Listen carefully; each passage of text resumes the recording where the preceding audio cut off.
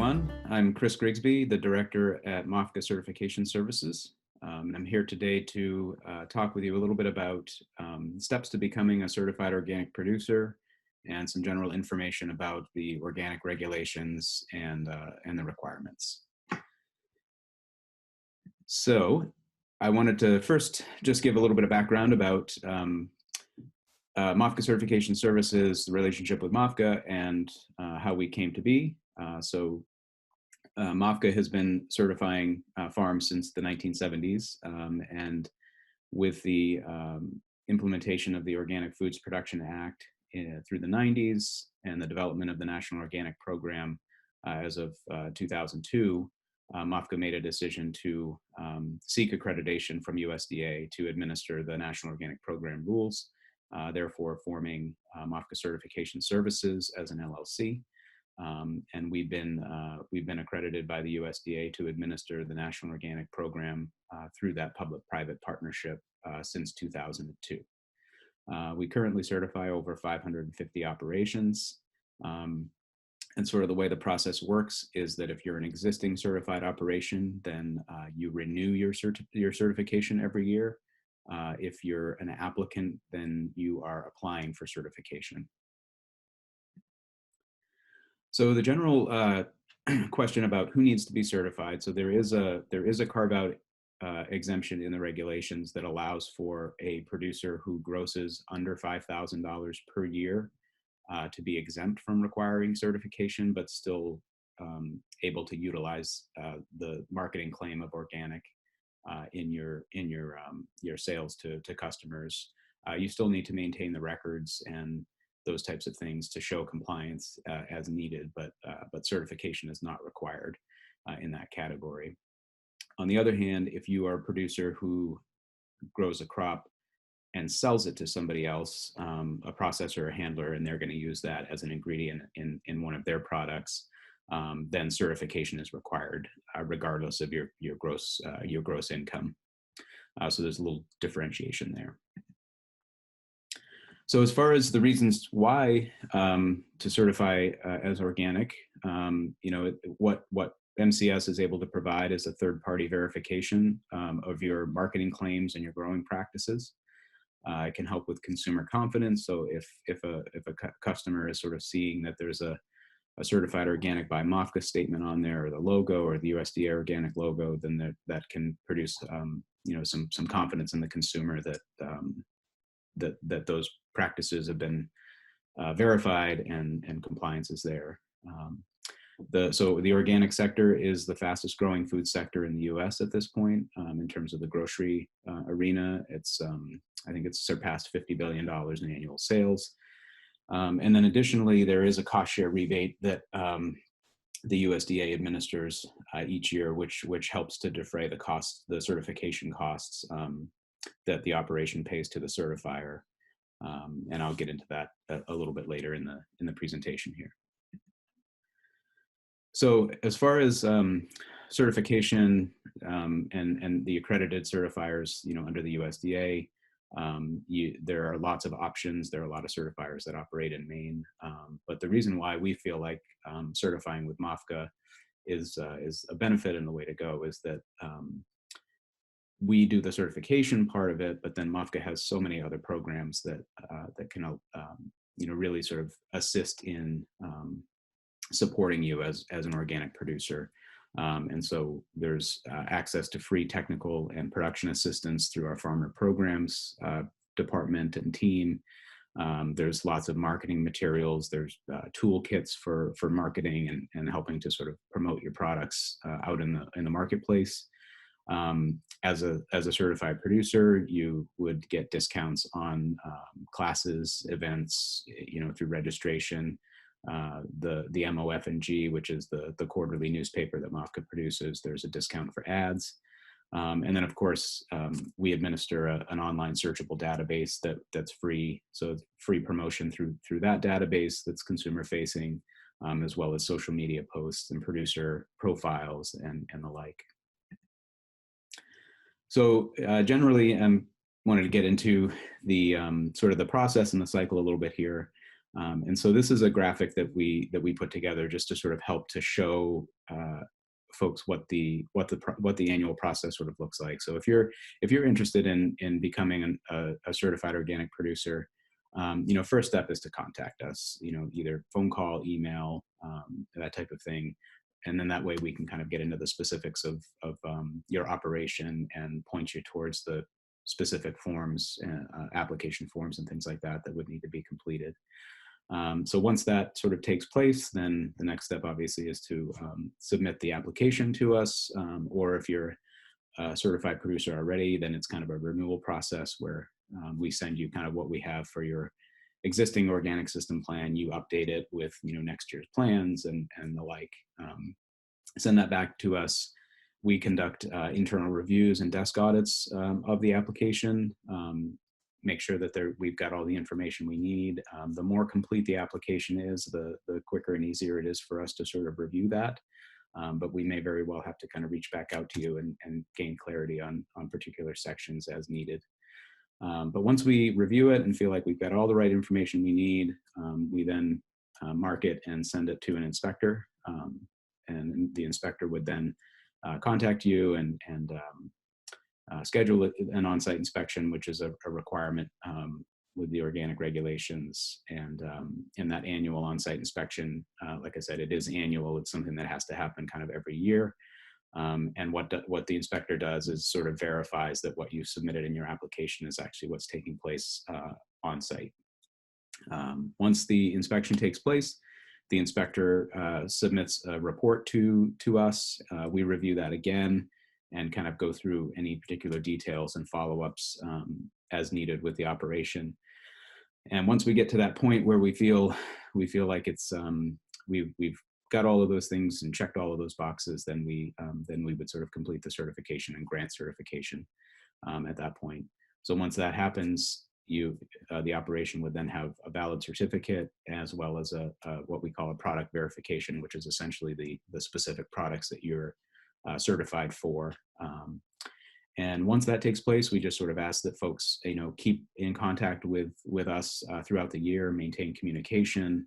The regulations require that if there are any major changes to your organic system plan, that the certifier, gets notified. And so that can be, changes in crop planning. It can be, adding a new field or facility, label changes, those types of things are definitely things that you'd want to let us know about.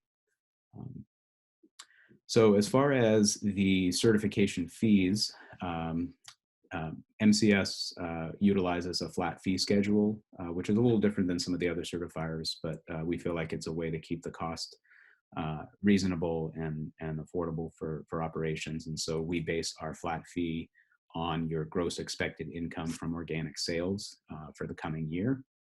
And so you can see by this slide that the scale sort of goes from zero all the way up into the millions. And so this the annual fee on the right-hand side of this is what the fee would be to be paid to us as the certifier, and then that would cover all of the review work that we do, as well as the inspection costs and those types of things. And then this slide sort of shows that breakdown with what the final out-of-pocket cost would be for you as a producer based on the fee and the schedule there and the levels. And this is after the USDA cost share is paid out. And so you can see that the fee to us originally would be $475 in the first column. After the cost share, which is 75% of your certification fees, up to $750 per production scope. The first two categories, MOFGA also has a small producer rebate, which is in addition to the USDA cost share, and can kind of assist with the small producers and making sure that the certification process is affordable. I will caveat that this year, for 2020, USDA just announced that they're not going to be paying out at the 75% level based on appropriated funds. That this year is a 50% reimbursement, which was a surprise to everyone. And MOFGA is doing a lot of work to try to remedy that. If not for this year, then at least years moving forward, because the funding for the cost share is appropriated through the Farm Bill. So it's an every 5-year cycle. So I wanted to pivot now to just sort of discussing some of the requirements of the organic regulations, and specifically to just sort of talk through some of the record keeping requirements. This is one of the things that is a little bit different about organic certification is that the record keeping requirements are sort of designed to allow the certifier to see the activity when we're not there on site. So that the records are designed to be easily auditable, they need to be available, and we have on our website, we do have some really nice record keeping checklists that are developed sort of by production scope. And so you can go in and download the one for crop or for livestock or handling and the like. And that's really sort of helpful to sort of see, okay, if I'm a crop producer, these are the types of records that I'm going to need to keep. There's no one specific way to keep the records. It just really has to be a system that works for you and is easily auditable for us and for the inspectors. And so this is just sort of a general list here of some of the types of things that we would be looking for. So, keeping all of the receipts for your inputs and your purchases, seed purchases or, amendments or anything like that. Field activity logs. So, planting dates, transplant, seeding dates, planting dates, transplant dates, all of the field activities, in terms of just, scouting and those types of things, harvest records, production logs. If you're making compost, that has to be sort of logged so that we can demonstrate compliance with the requirements of making approved compost. Equipment cleanout log if you're utilizing shared equipment that may be kind of coming from a non-organic farm. On the livestock side, there's sort of animal ID requirements, health records, those types of things, and then of course sales records. And the regulations require sort of mass balance and audit trail exercises to be completed at inspection, and so those are things that basically test the record keeping system to make sure that it's sound, as well as verifying compliance with the regulations.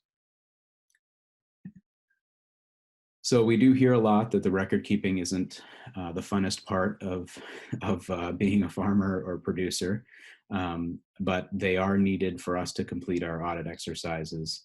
And we also feel like there's benefits to you as the operator as well, just in terms of proving your activities. From a business standpoint, having the records there is good. I mean, as far as analyzing costs and expenses and price points to sell your product as, those types of things.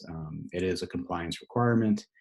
If you have employees or workers on your farm, it can help to keep everybody on the same page.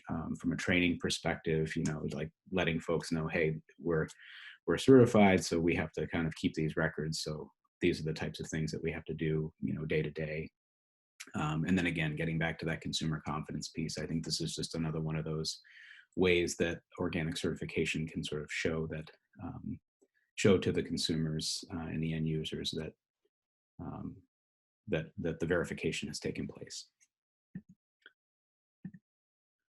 So our website is really the place to go for the resources and the application materials and things like that. So MOFGAcertification.org is the MCS specific website. You can get there from the MOFGA website as well, but this one is specific to the work that we do in the certification. So MOFGAcertification.org, there's a drop down for certification, which has all of the application materials depending on your production scope. The resources tab is excellent. There's lots of resources there. Our practice manual is located there. And you can see by this sort of listing that the manual is really good. We've got the rule at the end of it in the appendix, and it really does sort of break down kind of what the requirements would be sort of by production area. Other things that are sort of there is application materials, material list, and then different forms for livestock or processing or sea vegetables, maple syrup, all those types of things, poultry production. So when you're filling out your application materials, we really do need to have them detailed and complete. And I've sort of have circled this sort of spot where even if a question doesn't necessarily apply to you, writing, NA not applicable, something like that, the more complete an application is when we receive it, means that we can turn around that certification quicker, and we don't have a lot of kind of time lags between back and forth and requesting additional information and those types of things. So there's a section in there around labels under the organic marketing tab where you can download our logos. There's some really great graphics that sort of show what the labeling requirements are depending on the type of product. So the website has the resources, the logos, and that type of thing.